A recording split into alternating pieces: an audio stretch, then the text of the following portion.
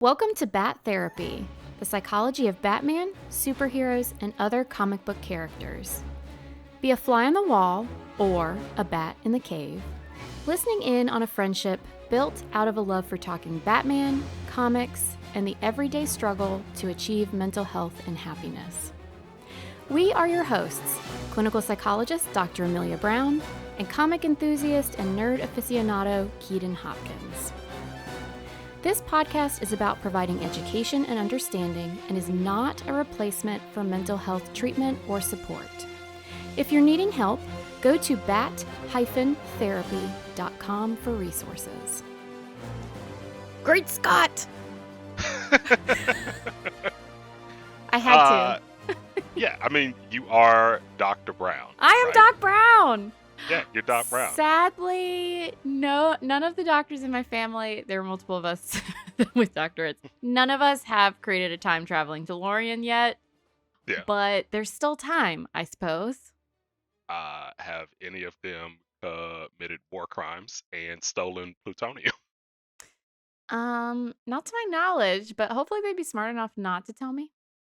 So we're doing Back to the Future today. I don't know if y'all picked up on it yet, but yeah, we're of course this season we're doing alternate realities and Elseworlds, and I immediately thought of Biff Tannen's 1985. That's dark and dirty and evil, So and I bad. thought it would be fun to just go a little bit off base Yes. and have some fun with this problematic trilogy.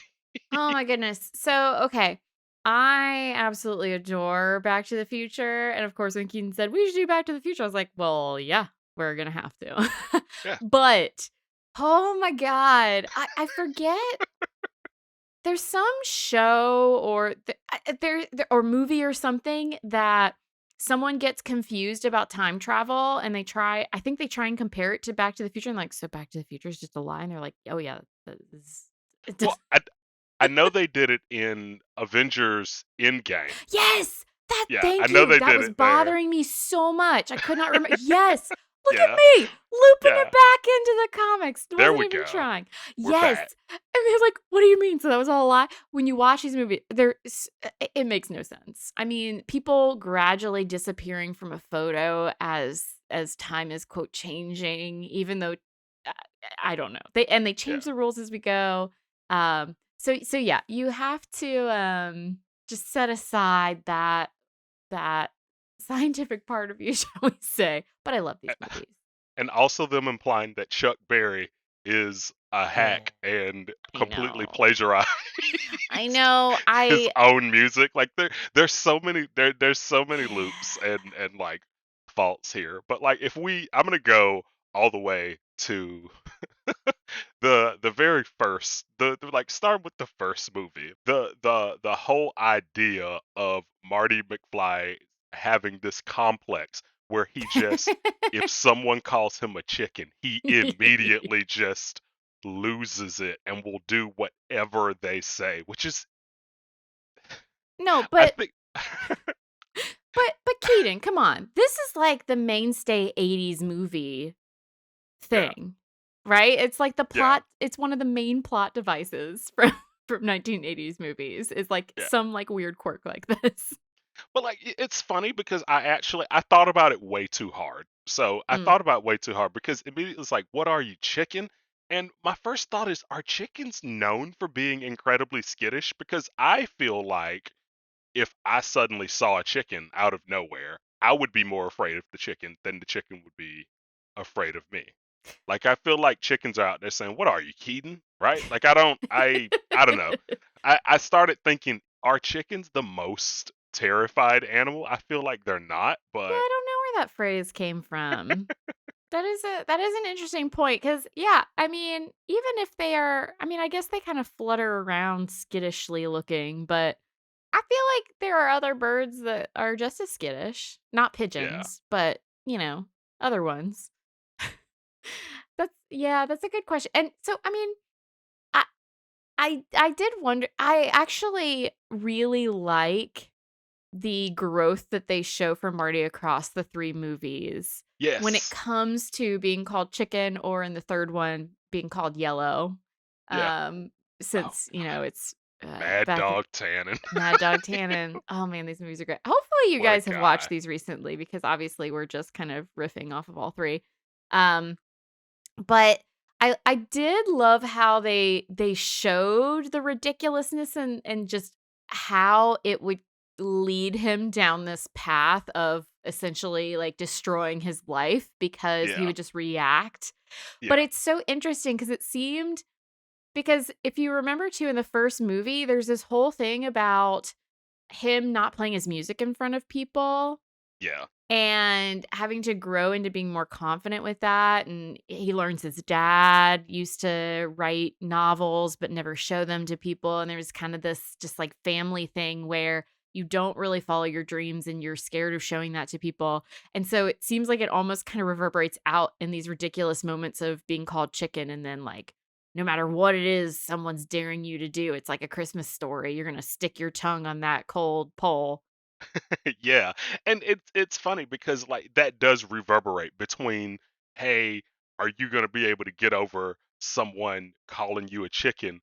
And also, but on the other side of that is him constantly standing up to bullies and not Mm, being afraid of them. And so it's almost like he's brave to a fault, right? Because it's like, hey, you don't call me chicken. I'll do whatever. But at the same time, he's also the guy that's like, don't let that person bully you. He's a jerk. Like it's so it is funny. interesting because, and so my theory is it's because he actually, his self-esteem isn't as good as he puts out on the surface. Yeah, Because yeah, because you're so right in that, and this happens for a lot of us where we can see things better with other people, and he's trying to help other people stand up to the bullies, and he even stands up to the bullies for himself. But I think for himself, the reason it doesn't work out well is because it's hitting a chord where for him, he truly does believe he is a chicken on the inside. And therefore, it's hitting him too close to home. And then he gets overreactive, but not actually in the ways that help him move forward until the third movie, when he yeah. finally puts it all together and doesn't, doesn't get in the car accident because someone called him chicken again. Yeah. Yeah, and they always show it with like the random disappearing artifacts. Like, oh, here was a fax machine that said you were fired, but now it doesn't say that anymore because you might just become the rock star you always wanted to, right? But this is these movies are very, very funny too, especially in the first one. Because in the first one, when you first get introduced to the family before they even go back in time, it's like Marty really wants to hang out with Jennifer, Hmm. and then his family just they don't have their life together. Like both the brother and the sister are like staying at home and don't have jobs and all this. And first off, my favorite thing about this is after he changes things and comes back, both of the siblings still live at home with the parents, but in nice clothing. Like it's really I never funny. really thought about that. Yeah, the older brother is like, "Yeah, I live at home still, but now I live at home in a business suit." Like it's really funny the way they do it. It's like you know, Different kinds of families have different, you know, visions right. of success, and some families do live together until they kind of form their own families. Well, So especially so in maybe this day that's, and age yeah, with yeah, yeah. crazy rent prices and stuff. But Oh god, right. I just always looked at that as funny that That is a yeah, funny little, yeah, I yeah, hadn't really thought about that. Yeah, it is funny how, yeah, I love all the like little changes that happen with all the time travel and whatnot. But I think it's one of those really good points too, where you see changes in the positive, you see changes in the negative, you see all these different things throughout the movies. Like in the first one, these positive changes with his family where his parents seem happy at the end of it. His dad actually publishes his novel versus, keeping it squirreled away. The bully gets what they deserve and is washing everybody's cars for them instead yeah. of being, the bully anymore. And, everybody Still gets their just dessert. He's still still around for some reason, he's but still around. Like right, he's like, "Oh yeah." this is the guy that tried to rape my wife in high school. Now he's washing my car, right? It's Yeah. There's a lot of problems because even with George McFly, when you first see him when they go back in time, he's like creeping on her from in a tree. Yeah. And the original timeline, she fell in love with him after feeling sorry for him because her dad hit him with his car while he was up there trying to creep on her. To be And fair, she didn't know what he was doing in that tree. right, So, I mean, right. it would have been worse if she fell for him after doing that, but But it's interesting yeah. that their story is very different though, because the story Mm, is different. Like their relationship when she fell in love with him because she felt bad for him versus actually getting with him after he it's a stood great up point. for her and protected her. And then you go back to the back and they get back to the future. He's like cool and wearing a windbreaker with aviator sunglasses and like Well, he's a and writer now. I think that's a really great point though, right? So these slight adjustments made a big difference. Hmm. And what's particularly interesting that you picked up on here, actually that I didn't really think about was how did she view him initially? And so did she view him as someone to take care of and who needed help versus someone who helped her in a time of need when something was happening? And I don't think it's just her view of him, but also his view of himself. Yeah, So am I someone she takes care of, or am I someone who was able to stand up when something really bad was happening? And so yeah, he was put in a position where he said, "I can't just walk away from." 'Cause yeah, she was literally getting assaulted, sexually assaulted in a car. It yeah. very terrible. It was Yeah, really bad. It's really bad, and, like, there's at the like like near sexual assault in like all of these movies. The yes. bad guys are quite terrible. Yeah, it's pretty horrible. Biff is trash. So He's really and it's he's like a in his genes. yeah, but They're what's so all funny terrible. what's so funny is that actor in real life is, like, the best person Really? ever. Yeah, he's, like, the best person ever, and everything you randomly see him in that he pops up in, he seems like he's the nicest guy, but he did so well being Biff and Griff and Mad Dog Tandem, which as a kid I didn't even realize it was still the same actor that was Really? playing Mad Dog. I didn't even know. I didn't even realize it. So I But knew that one, yeah. but I did not realize that Michael J. Fox played his own daughter. Oh, yeah. And when I realized that, I was like, "Oh my god, this is amazing." Right. Yeah. But yeah, it's really really funny when you watch like I look at these movies and I wonder how much of it could be made today. Mm. Like at this state like with the cuz it's a lot of problematic things in there. Um People would and not be as kind about, I think, some of the clear flaws in the plot line. But then, yeah. some of the stuff we're talking about too is, yeah, there's some kind of brutal scenes, or even the 80s seemed a bit more okay with sibling or family related faux pas in the romance department that I think people are more squeamish with now. So, when mom's got the hots for Marty, Yeah. which obviously she doesn't know. But I mean, same thing in Star Wars, right? So you have Yeah, 2 Star people Wars. making out, and then you find out later they're siblings.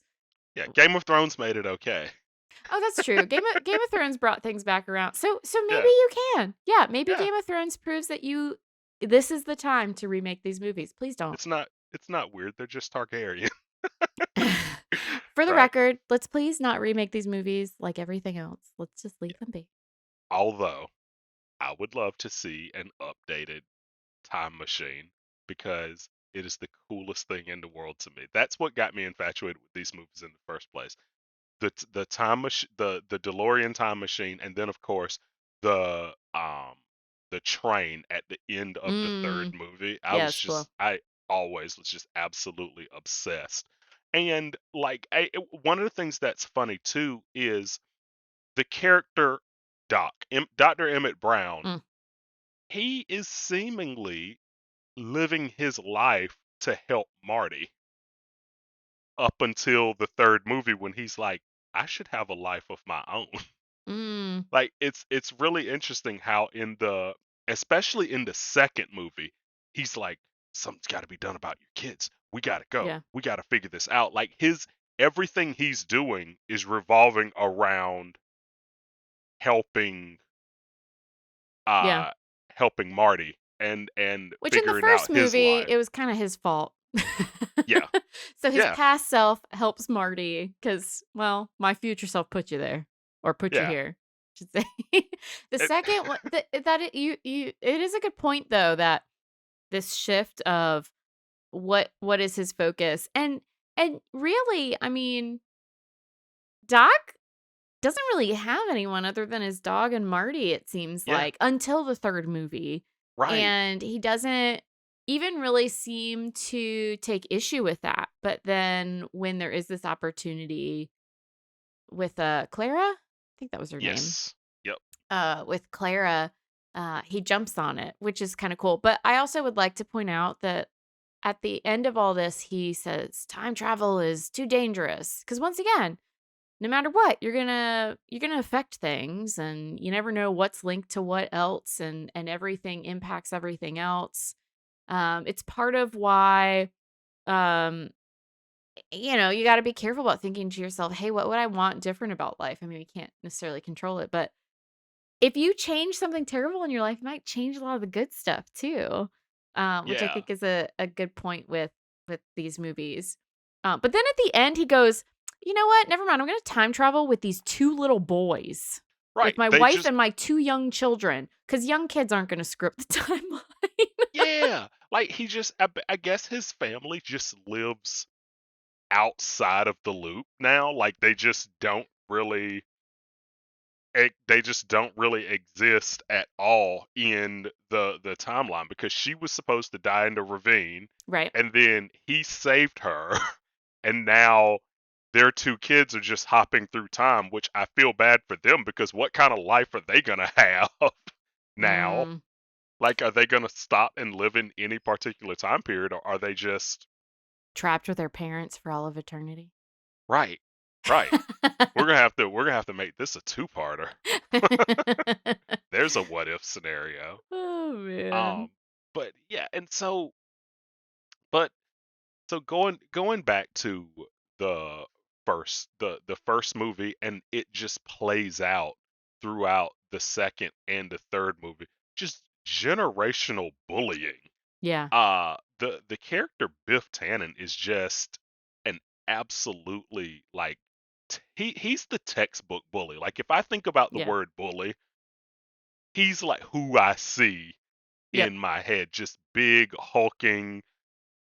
A lot of the times they're stereotypically dumb and just menacing and getting people to do whatever it is they want. But this is something that's different about it because a lot of the times it's all about, oh, make sure that you stand up to your Mm, bully, because a lot of times bullying is portrayed as something that's not a real threat. But mm. they did it differently in these movies in that he's a bully and he will actually harm you. Like, a lot of the times it's like, "Oh, if you just stand up to the bully, it'll be fine." And and they have it in a way where it's like, okay, George McFly stood up to the bully and it went okay, but then we also saw an alternate reality where the bully just straight up killed him, Yep. right? And so I do like that they show like bullying is not only a problem, but bullies themselves are actually very dangerous, right? Like, it's Yeah. not just one of those things like, oh, don't worry about it, it'll be fine. It's no, it is an actual issue and it's not okay, right? And Yeah. And one of the things to be clear about, because sadly, there's going to be a decent percentage of the people listening who have been bullied, mhm, and that's just the reality of things. And so it's not to say that this is the only kind of bullying, which I think is well right. known at this point. Especially nowadays, you've got cyberbullying, Oh which yeah. oh geez. I mean, my husband, he talks all the time about how the online gaming world has just changed, with Oh yeah. time, not for the better in a lot of ways, just in terms of how people seem to feel okay talking to one another in that more anonymous platform. Yeah. But there's Being a not yeah, cyberbullying. Yeah, there's cyberbullying. There's of course this more like physical bullying, but there's a lot of different types, and the risks or the ways that someone is harmed isn't always physical in the way that Biff and et cetera, all of his renditions do, but still very harmful. Can be harmful physically, emotionally, and just in a lot of different ways.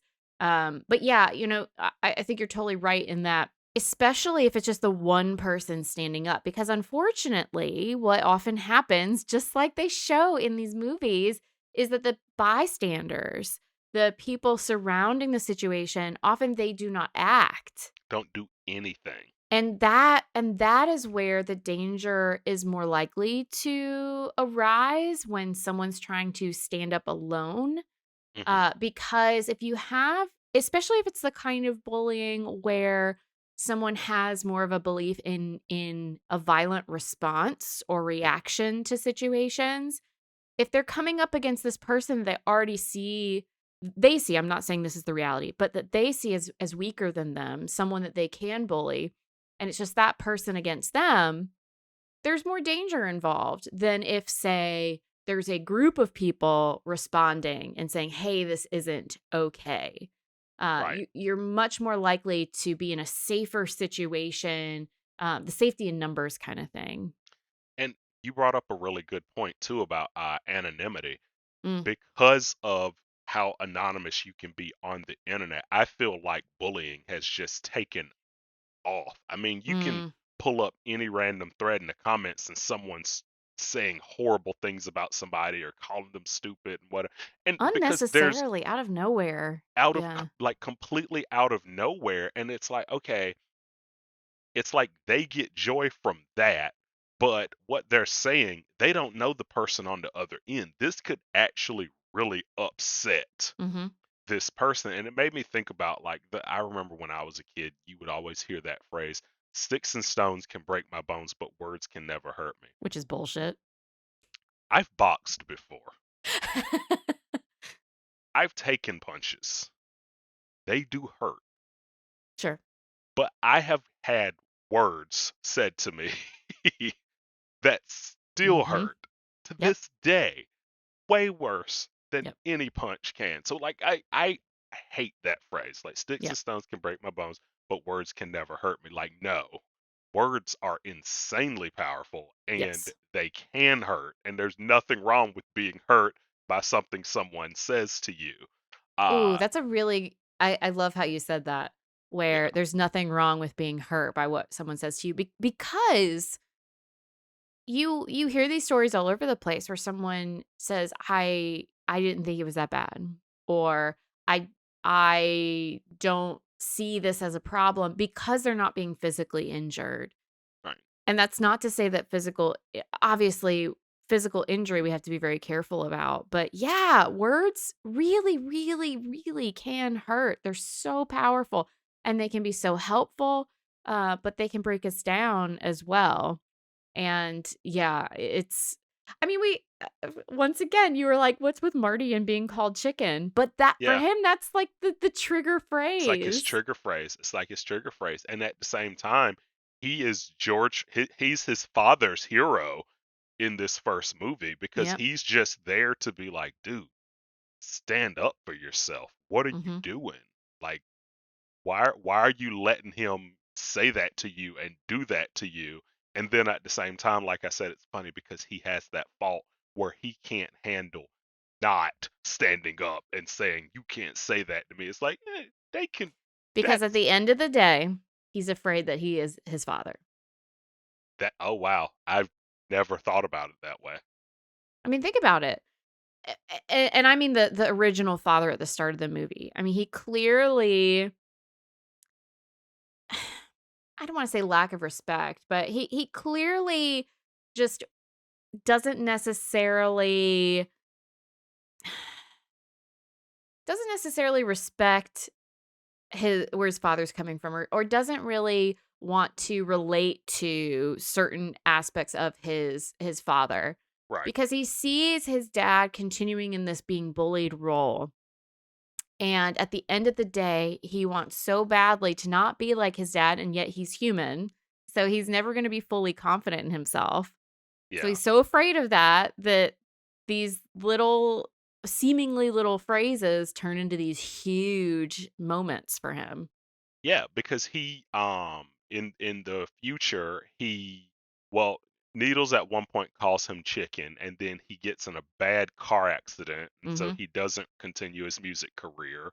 And then later on, Needles is still calling him chicken, and he ends up getting fired from his job Yep. for basically still being bullied by Needles, who it's funny because Needles is Flea from the Red Hot Chili Peppers. Oh, Yeah, and so I just thought it was funny that he pops up in random movies because he popped up in Obi-Wan, like oh. the Disney Plus show. I'm like, wait, what is he doing here? Like, what? Like, but yeah, Marty, you really did touch on something. He ended up becoming his father because he Mhm. let Needles kind of bully him into doing what he wanted, but it was a different kind of bullying where It's so it was, interesting. Yeah, it's almost I can't turn away from something that someone expects of me, or I can't turn yeah, away from this expectation yeah, because someone might see me as being lesser. And ironically, you're right. It is kind of he kind of got bullied into doing some things he didn't want to do, which is the exact yeah. opposite of what he was going for. Yeah, because the way his dad got bullied is, hey, you're nobody, you're a Mhm. wimp, you're gonna do exactly what I want. And then on the other side of that, Marty, the way Marty gets bullied is by saying, hey, if you don't do this, it's Mhm. because you're a wimp. Yep. And like you said, he does not want to become his father, Yep. but he ends up becoming his father. And then not only that, his son ends up Mm, also being absolutely terrified of Biff's grandson, yes. Mhm. Griff. Yeah, they skipped a generation. So we never see Biff's kids. We see Biff's grandson, Yep. uh, Griff.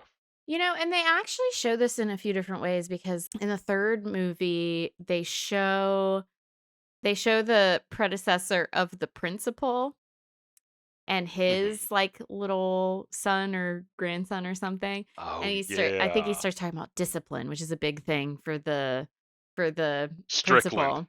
Yes, Strickland, thank you. Strickland. Yeah, And it's interesting because, yeah, they're kind of hinting at these reverberations through time of how we grow, how we are nurtured. What are the situations we're growing up in? What are the lessons we're being taught? And even showing that you can end up in a place because either you embrace that lesson entirely, or sometimes when you're trying to do the opposite, sometimes you end up exactly where you were trying not to be. yeah. Yeah, it's pretty bad. And like Strickland isn't the best principal either, because a Yeah, principal well. like he's supposed to be nurturing, but all he's doing is just going around and putting students down. Like that's all Slackers. yeah, you're slackers. Like I'm like, are you like you're bullying right now? Like what in the world? Like you're supposed to be the good guy. Like oh my goodness. And like it's I one of the funny things with him was in the second movie when they see the alternate 1985, and Marty sees Principal Strickland, and he's like, "You're my principal. You go to the school." And he goes, "The school burned down years ago." My first thought was, and they never built another school back. Like no one goes to school in Hill Valley. Like what in the world? Like that's just it. Just the principal just walking around with a shotgun with no school for any of the kids that are there. It's like what the hell is going on here? It is quite the dystopian world. Oh my god, it's so bad. It's really they do everything they can to be like, look, Biff's this is the world that happens when you just let bullies do exactly what Yep. they want Well, with and once again, unlimited this power. yep, and this was the '80s, and there are different themes and generations of things, and in terms of what we kind of emphasize in our media and our entertainment and culture and whatnot. And I feel like this was a time when your villains and your heroes were much more black and white. I mean, your heroes a lot of times, uh, yeah, okay, they weren't perfect, but it was kind of like, aw, you don't like being called chicken. Yeah. You know, like that's kind of an innocent kind of flaw about him. But the villains, I mean, Biff is pretty black and white. Like, okay, this is a bad dude.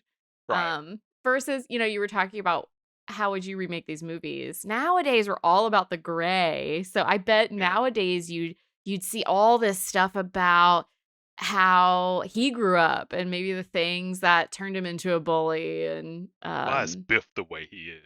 Like yeah, the CW prequel called Tannen. I could see it. there you I go. could see it. I hate it already, but I could see it.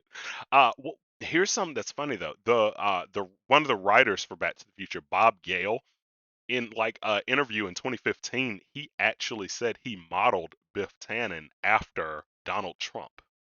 No, he didn't. And you can see it, right? You can totally see it. Like especially in the second movie. Like in the second movie, like the alternate 1985, I'm All like, right, yeah. oh God. Where he's like living in a tower and it's all Oh gold and God. shit. Yeah. Oh God. Like, oh my God. Like it was and Huh. so it was very interesting because like I Sad. remember even like during the election and stuff, I was like, man, that guy's kind of a bully, right? And then I Ain't was no like, huh, kind of about it, unfortunately. right. Oh, No, oh, right. people are gonna stop listening to us now. But It's fine. It's fine. I mean, yeah, I don't. I highly doubt that I because mean, I feel like, he made some he's not well, afraid to say some very hurtful things well, about al people. also a lot of the like, I don't think a lot of the people that like him because he's a bully. Like, they're just like, Yeah. that's what we need, someone to push people around, right? Yeah. But yeah, Biff, 1985 Biff is like he's terrifying to me. Like Mm. like in that alternate because he just his power only grew and he Yep. it's He not owns like the police. He yeah, mentions he at one point. yeah, he owns the police. He just kills people with no remorse and emotionally and physically abuses the Mhm. mom and it's just yeah, it's absolutely horrible. But Marty is never afraid of this guy, which is something Mm. that that's one thing that I really enjoy because he is menacing. Like when you see Biff and Griff like all around, it, he is menacing, but Marty's never scared of him. Like he's scared Yeah. of Mad Dog because Mad Dog's literally like holding a gun to him, right? But Sure. he's never afraid to stand up to him. And so it's this dichotomy of like Mhm. this is a good thing but also it can be a flaw is really something that's interesting that I really picked up on watching these. It's like, yeah, Yep. you need to be able to stand Well, up and for yourself, but you don't have to look yes. around and show people that you can stand up. Exactly. And so, yeah, when I was prepping for this, I obviously was looking, okay, and so self-esteem stuff and bullying and whatnot.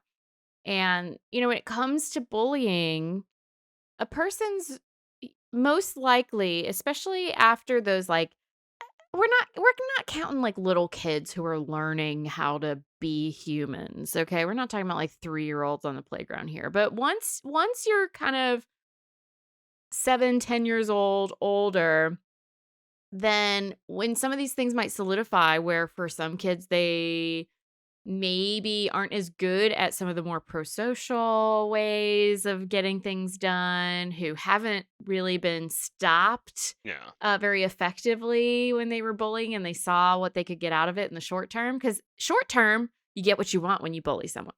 Long term, especially over years, you're going to be more isolated, a lot of times have more issues. But that reinforcer of getting what you want initially is a very powerful thing. And so, yeah, it's one of those really tough things because like you were saying, where's that fine line for Marty? Because when it comes to a bully, after those initial years where everyone's kind of, figuring themselves out and before Yeah. age 7 to 10. But after that point, you look for the easier targets Yeah. because you're going to get more bang for your buck. You're going to get the responses you're looking for. You might not be conscious of it, but essentially Yeah. certain people might be more likely to be bullied, or a bully might be more likely to bully certain people purely because of how would they respond to the bullying. So George McFly gives in. Yeah. Marty McFly, a little bit more complicated, right? Yeah. So doesn't give in, but if you find the right avenue, he does kind of give in. Yeah. So the initial target would probably be George, but Marty, I mean, he's not the obvious target for Biff or any of these bullies. But at the same time, you can rile him up Mhm. into the kind of bullying interaction that you're looking for. Absolutely. And another thing that's true too is Marty whenever Marty's talking to Biff, it's almost like he gives in because Marty like Mm, he talks trash back. It's not just that I'm not afraid of you. He like at one point he's like, "What are you, deaf and stupid?" Like he talks mm. trash back. And one of the things it made me think about was how you can mistakenly bully someone and not even realize what you're doing.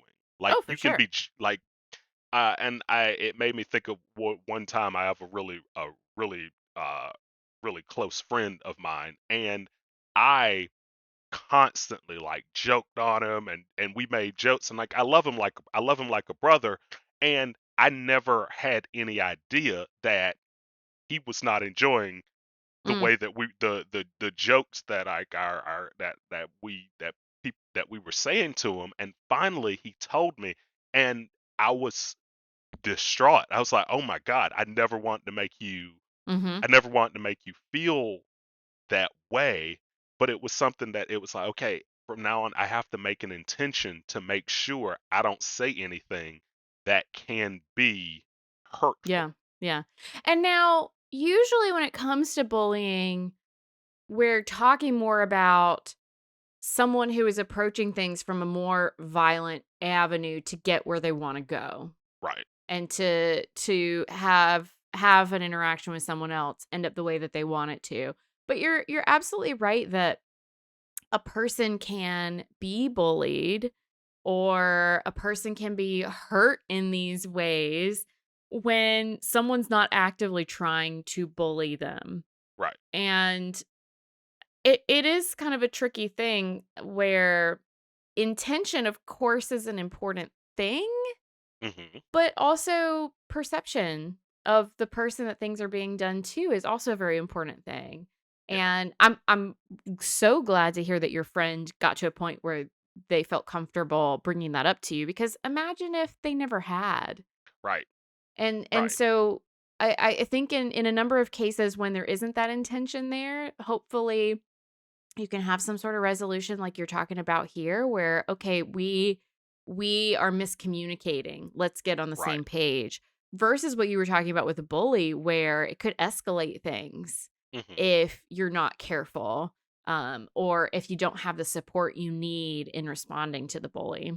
Absolutely. And honestly, it does make me think about like when George McFly did stand up to Biff in the first movie when he goes back to the car and he Mm, just knocks Biff out.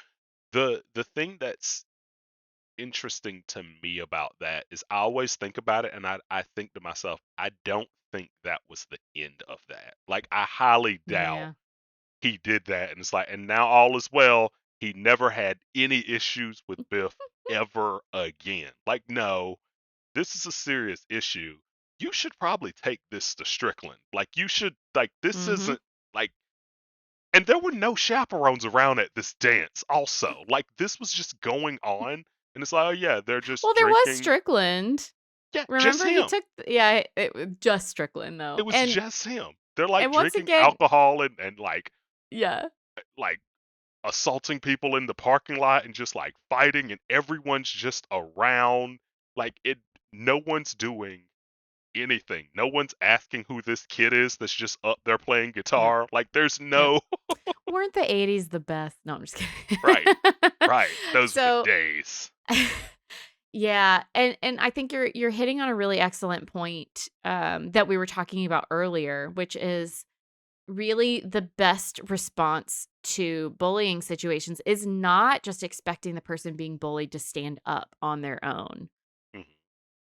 because there's some reason that this person was picked, whether the bully recognizes or not, to be bullied.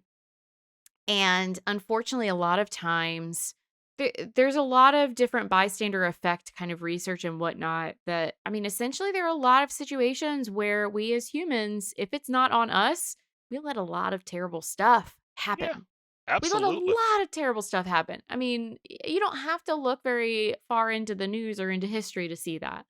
Well, So, not my problem. Yeah, exactly. And that doesn't mean we're terrible people. It's just something about the human condition and how we're wired for things. But if we're aware of that and we're more mindful, you're totally right. That would not be the end of it, especially given the long road and history that they had together. For right. them to get to the point where, by the way, by the end of it, even when Biff is waxing their cars, he's still trying to get away with stuff. And you can tell Yeah, he's a little bitter about everything. So yeah, something had to happen where George wasn't alone and stuff anymore. yeah, And once again, there's power in numbers. There's really an important piece of standing up and not having someone just doing it on their own. yeah. And it's interesting because it's like, yeah, they showed how George McFly stood up to Biff, and then when they went back to the future, suddenly now that effect of not being afraid of bullies has it seemingly rubbed off on the children. It's like, oh Mm, look, now they're happy. Now they're yep. happy go lucky. And I'm like, well, who did who did Marty get it from? Like what? Like I Yeah. don't like it was But then poor Marty, he had to wait until the 3rd movie to learn his lesson because cuz he's the one traveling in time. He yeah, didn't grow up with the new dad. right, right. I'm like, what? You have a lot to catch up on. Like, I know, right?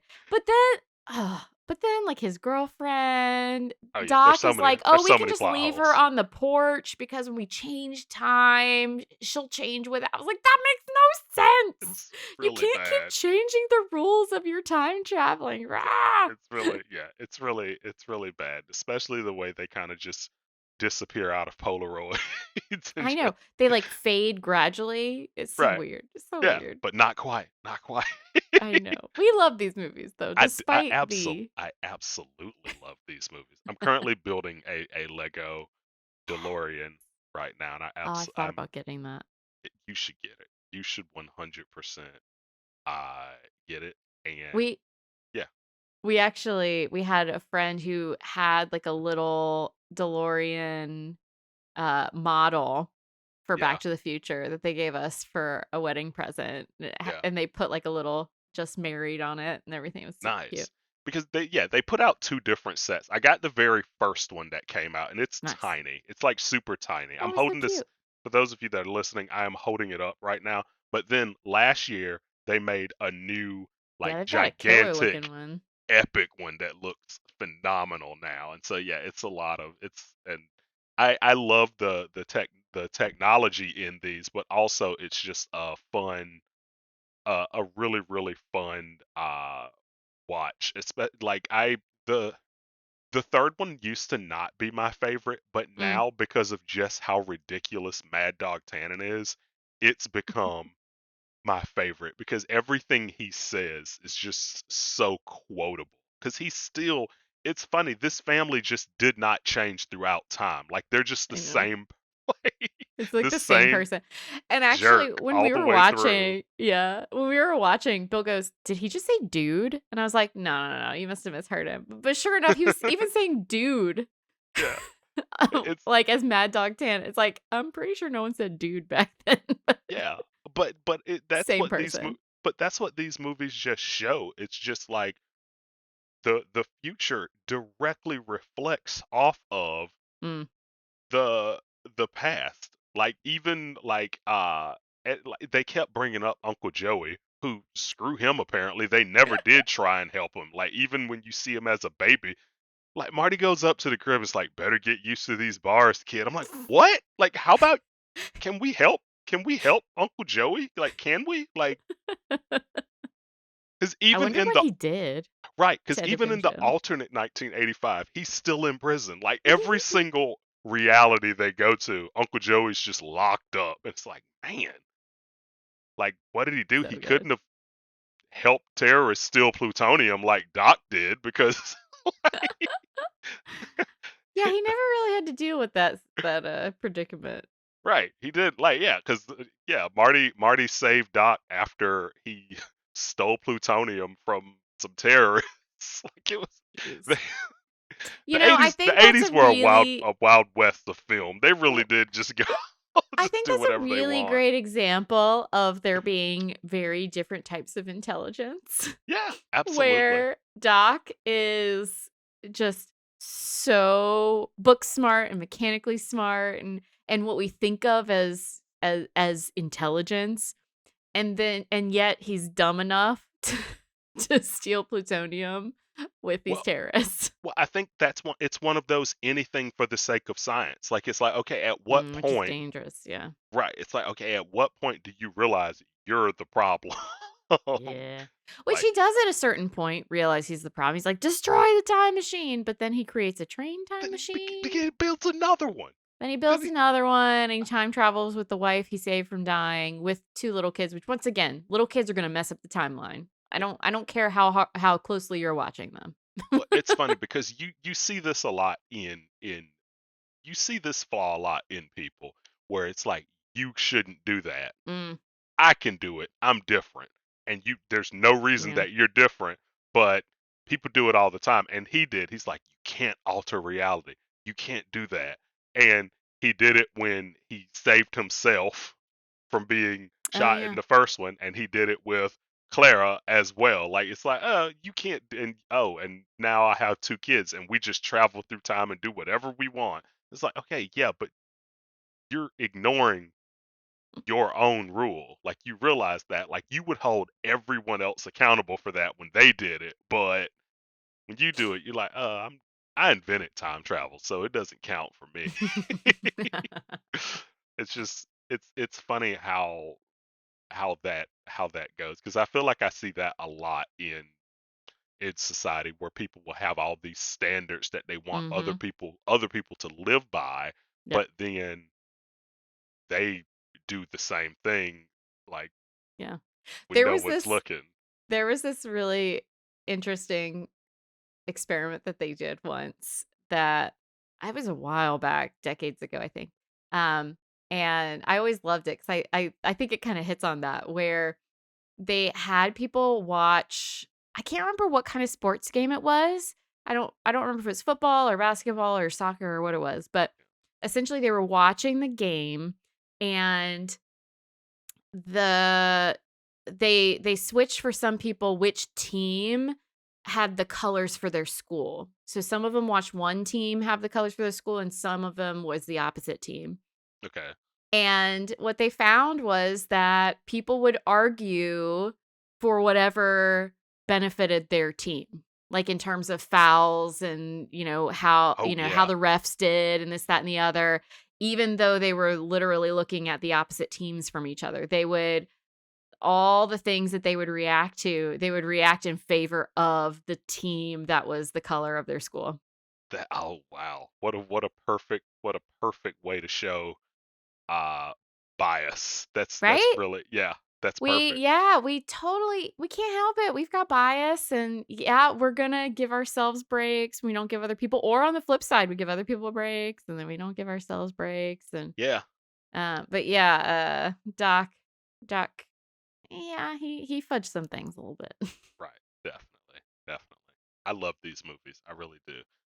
Despite their flaws and this like I feel like listening to this if people gonna be like I feel like they hate these movies. I'm like no, you No. got it twisted. I didn't even prepare and rewatch these coming in because I just know them that well. Like I don't. Like I've seen them. I watched them a couple times a year. Like I didn't. As soon as you said we're doing Back to the Future, I'm like, I can do that one right now. Like I can. But I am excited for the mindful nerd moment that Yes. you came up with for this one. So I decided that we could do a mindful nerd moment mindfully being in the DeLorean, Yes. increasing our speed to 88 miles per hour. Oh my God. I literally was hoping it was gonna be that. I was thinking that. I'm like, when's the time I'd be mindful? Like, oh man, if I was just in the Lord and the Just cruising to that DeLorean, man. sparks were flying and just yeah. Okay, go ahead. Yep. Go ahead. You're the Yep. yeah. So we'll start with the original version of the DeLorean. We won't add the like taking off and flying part. We'll Okay. stick on the we'll stay on the ground. Yeah, But you know, we if do the you flying part with choose, Superman. That's yeah, we fine. we Yeah. do flying other We places. I fly mean, if enough. you choose to visualize it differently, feel free, or you want to do the train or whatever. But I'm just gonna stick to the original DeLorean. So, as we always do, I want you to close your eyes if you're comfortable with that, or just unfocus your eyes, not looking at anything in particular in the room. Sitting straight but comfortably, just focus on your breath. Don't worry about breathing any way in particular. And use your breath to just help you focus in. We're just focusing in on each breath in and out. And when you're ready, I want you to imagine that you are Marty McFly. You have gotten into the DeLorean. You've put yourself into gear and you put down your foot onto that gas pedal and you're just paying close attention to the feel of that pedal under your foot as you gradually push it closer and closer to the floor of the car. Feel the engine, feel what it's like in the car. Notice how everything surrounding the car starts speeding by gradually faster and faster as you're increasing that speed with your right foot. Listen to the sound of the car, listen to anything that might be whizzing past you. Notice any excitement you might be feeling about getting closer and closer to that 88 mile per hour mark and that anticipation for what might be coming next when you leap into your new adventure. Notice what that excitement feels like in your body, how it might change your breath, how it might change how your heart rate is, how your skin might feel. You might notice butterflies, tightening or loosening in parts of your body. Just notice what that excitement feels like for you as you feel that vibrating engine through your body, as you feel that gas pedal under your foot moving closer and closer to the floor. And here you are at 80, 81, 82, 83, 84, 85, 86, 87, 88. And now you're back to the future. And just take a few breaths in, really taking in that 88 miles per hour. Breathing in, breathing out into that next adventure. When you're ready, we're going to come back into the room. Once again, just focusing on your breath, but we're going to, when you're ready to, shift from breathing at that 88 miles per hour and shifting back to those slow, calm breaths where you're sitting now as we will gradually shift back into the room to finish the podcast. So what do you think, Keaton? How is getting to 88 miles per hour? All right. So this one didn't this one did not work for me, and Okay. it's not your fault. The reason is I was too excited. Like I Oh. actually really I love Back to the Future. And so when you're like you're in a DeLorean, I'm like, yeah, all right, speeding up. Like she's about to say 80. Like when you said 88 miles per hour, I literally mumbled to myself, nice. Like I was like, nice. And like you got to the end of it, and I was like, oh, I was supposed to be being mindful and being peaceful. I was just super excited. I'm like, where am I going? Am I going? I'm definitely going to the future because going to the past doesn't work out well for black people. Sure. I was like, yeah, I'm gonna go to the future. Like I started overthinking. Uh-huh. I wasn't being mindful. So here's the thing, and hey, I But could be part of it too. So how something's narrated can definitely factor in.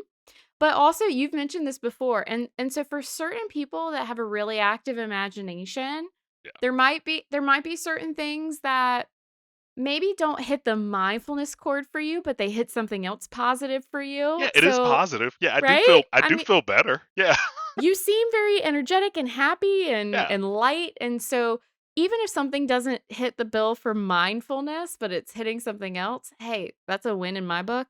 yeah, But it could also be that maybe there are certain situations you want to be mindful in, but it might take some preparation right, where we try and do things pretty kind of quick here to give people just different things they can jump into. But there might be certain things that you kind of set yourself up for and you prepare and you spend more time with. yeah, So that can also be the case too. yeah. But Next yeah, when I love the excitement. yeah, when I do this one next time, if I'm trying to be like like mindful, I'll start with just opening the door, There you closing go. it, starting it up. Like I like Yeah. I'll start from like 20 miles per hour. Actually, I love that. I think that would be even better than what we Yeah, did here. So once again, we did a short little ditty here. I think that's better. That yeah, whole setup, walking through the entire pace of getting in the car, I think that's an even better way of doing it. yeah. So yeah, I think gosh, that's good. Good. This is heavy, Doc. Thanks for nerding out with us. I'm clinical psychologist Dr. Amelia Brown. Find me on social media at Crafting the Mind. And I'm comic enthusiast and professional nerd Keaton Hopkins. Check out my TV and movie reviews on YouTube at Team JBS. Check out our website at bat-therapy.com, our Bat Therapy YouTube channel, and follow us on social media. See you next week, same bat time, same bat channel.